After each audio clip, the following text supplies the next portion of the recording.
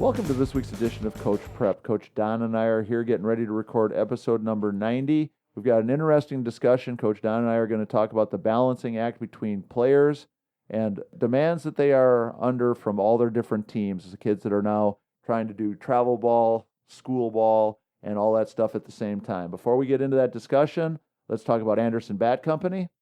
Everything Fastpitch is very proud to have Anderson Bat Company as our presenting sponsor. Anderson Bat Company is using the latest and greatest bat technology to corner the market in the fast-pitch world. They have the -9 Rocket Tech, the -10 Carbon, and the -11 Carbon Light. Anderson Bat Company is using this technology to put a high-performing bat in the hands of hitters that really know the difference between a good bat and a great bat. We're also working with Anderson to provide a discount for all of our listeners.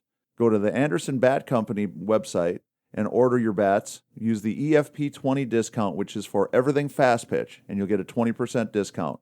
It's a great way for you to save a little bit of money on a great bat and also help support everything Fastpitch at the same time. And let's talk about Patreon.com. Please become a patron if you can. Go to Patreon.com/everythingfastpitch. Coach Don and I have been doing the podcast now, sneaking up on 3 years plus. The reality of it is that patrons are keeping us moving. They're keeping us going forward. Chris, thank you very much for coming on board as a patron this month. You do a great service to us, great supporting us, helping us to keep the podcast going. Different things that we just need help with, and knowing that we've got people that appreciate the podcast enough to support it financially is a really cool thing, and we really do appreciate it. So, Don, you've had some people evidently expressing some concerns, and I was going to say I think this is a good time for us to kind of get into the meat and potatoes of the challenging schedules that some kids are starting to experience now that they've gotten to the ages, or that they are of the ages where they're trying to do the travel ball, school ball thing at the same time. Tory, I'm gonna say we've worked through some of your pet peeves, and I'm starting to feel like this might be my pet peeve, is the expectations and pressures that are put on kids right now to appease multiple coaches, overlapping seasons, and the demand that's put on them when they're already, the ones I'm talking about, are already athletes that are doing everything that they're supposed to maximize their opportunity to excel to be the best athlete they can be. Again, I'm going to put out there right out front that I've got a lot of very, very dear friends that are high school coaches that I respect and think the world of.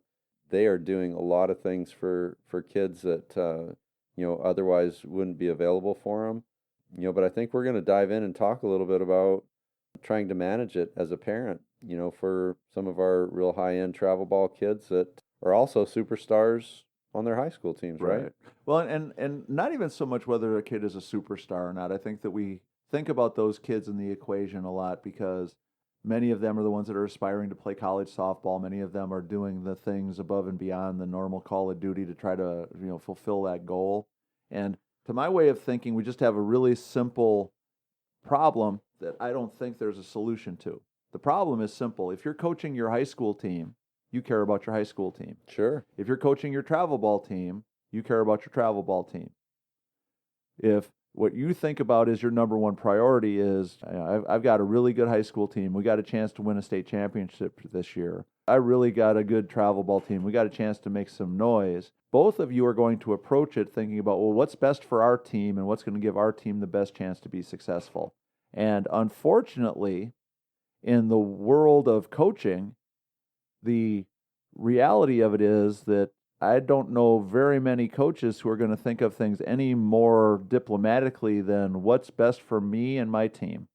And that's Sure. where this rub comes in for players that are trying to do both. While part of me understands that it feels like a lot for players to think about practicing every day, or it feels like a lot for them to think about being committed enough to practice with their travel ball team and then practice with their high school team and play tournaments on the weekends with their travel team and then have to show up at practice on Monday morning for their school ball team, here's my simple old man get off my lawn response. Suck it up, Buttercup.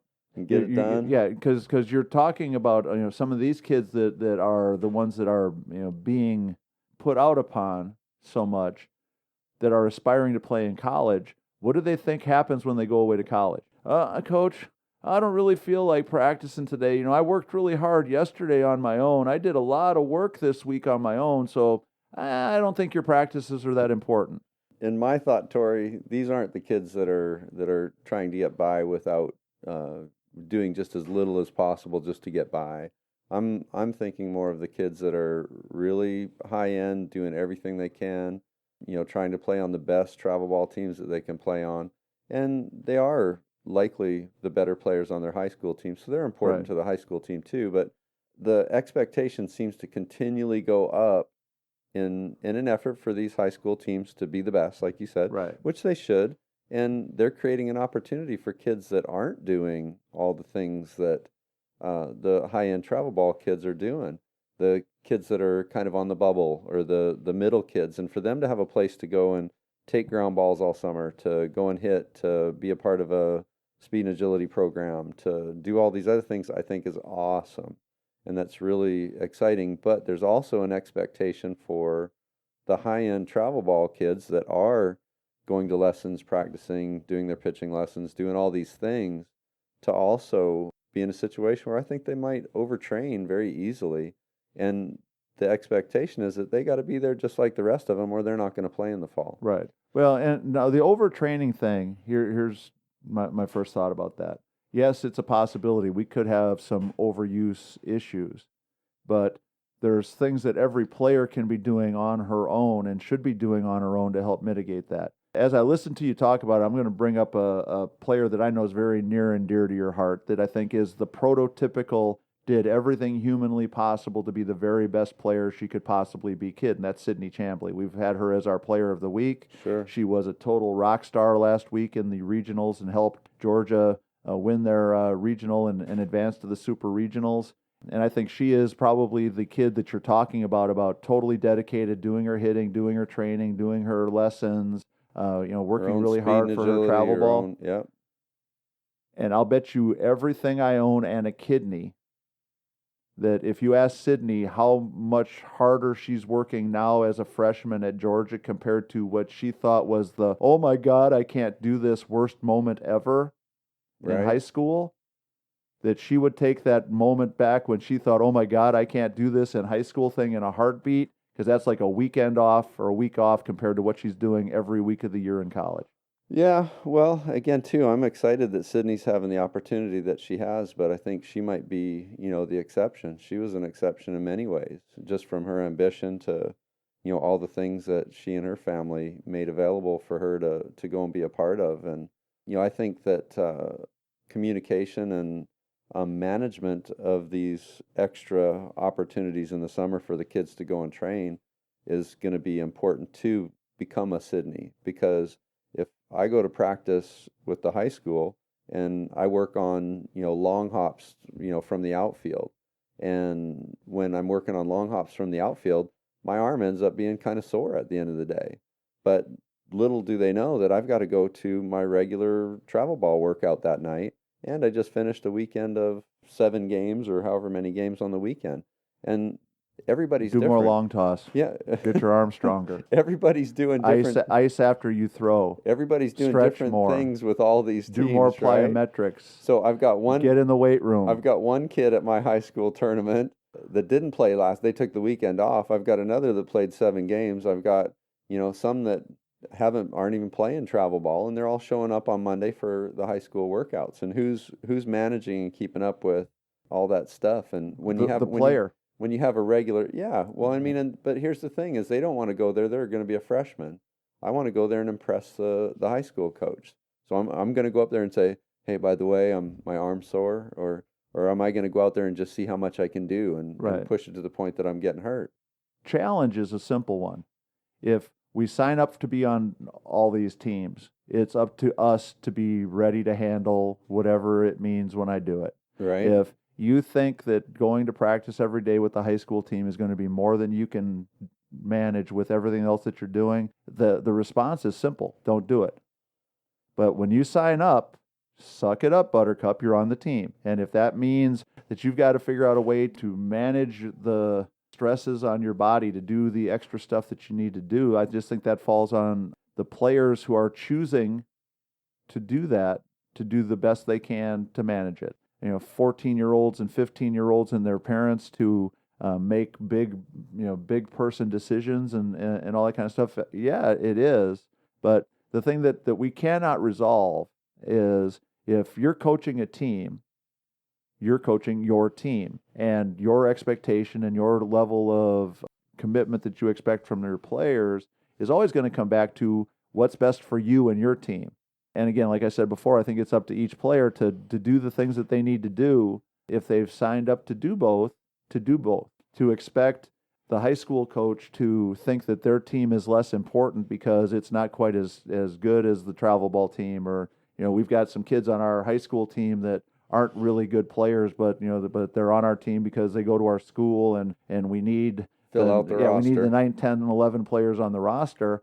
For me as a coach, my job is to do everything I can to make that group of players the best team they can possibly be.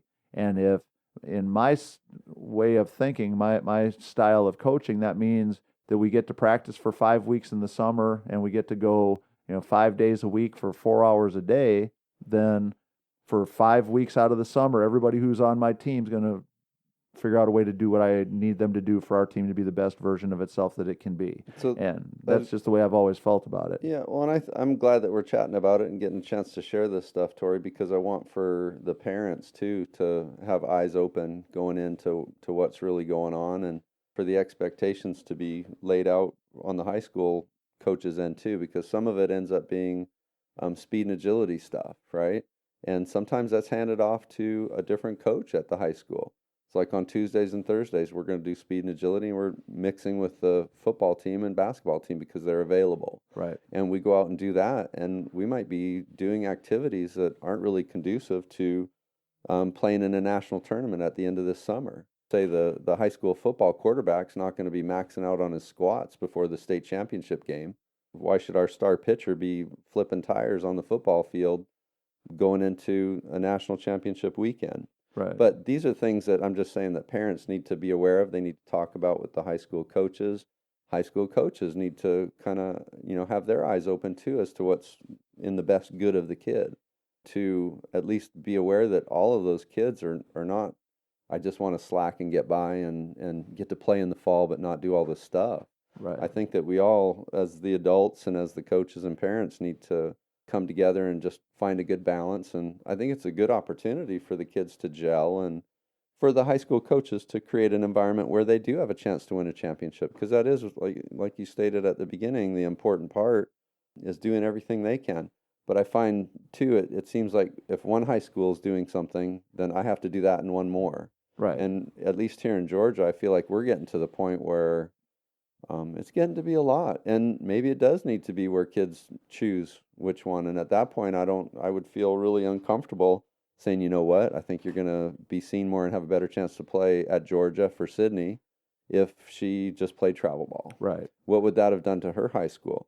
And for these kids to be recognized at their high school as an outstanding athlete, I think is another really important high school experience. Right. And, well, no, because I want them to have both. Yeah. Well, and I want them to have both too, but I think this thought that somehow one coach or another is going to sacrifice what they think is best for their team because one player thinks it's more work than they can manage is like a crazy dream that has zero chance. The one-upsmanship, keeping up with the Joneses thing. Well, if I'm a high school coach and I got beat by school X last year for the state championship, and I find out that they have a sports psychologist that comes in and works with their team 3 days a week. In hindsight, I look back at it and say, well, we're maybe a little bit more talented than them. Maybe that's what their leg up was. Then I'm going to get a sports psychologist. Yeah. If I find out that they signed up for boot camp and they had a retired Navy SEAL come in and do a boot camp for a week where they were doing survival training and eating sticks in the woods and learning. How are we going to one up that? Right, but if I find out that that's something that they did, and I thought look back and think, well, maybe that's the leg up they had. Maybe that's why I'm going to do the same thing. And yeah, the arms race is going to keep accelerating because coaches the vast majority of coaches, I think, want to win. That's a big part of the motivation, especially if we're in a situation where we've got some talented kids that have a chance to win. I think we're always going to be looking at whatever it takes for us to maximize the opportunity. I think the one thing that happens all the time is we get caught up in this thinking that, well, these high school coaches should be the ones that give ground, that understand, that bend what they're doing, that ask the kids, praying that they'll stay on the team and let them not do all the stuff that we think is important. I think it's a thought that has no chance of being successful. So if at the end of the day the choice is a parent or parent player looks at it and says, I can't do this, and they have to choose one or the other, then that high school coach has a really simple question to ask themselves.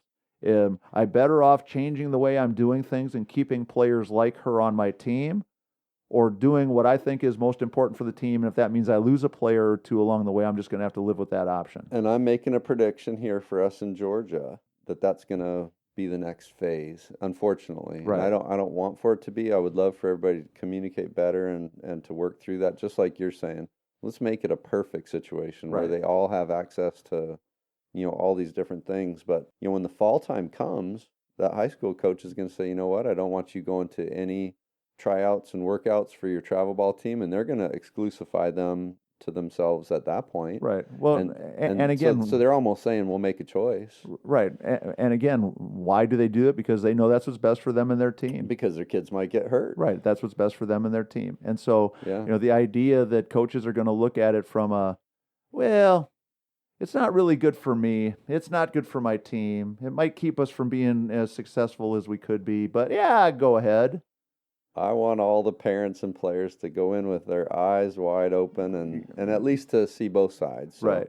But I'm glad we're chatting about it. Bottom line is, the thing that that I can't help but always be coming back to is there's a big difference between being able to do something or wanting to do something.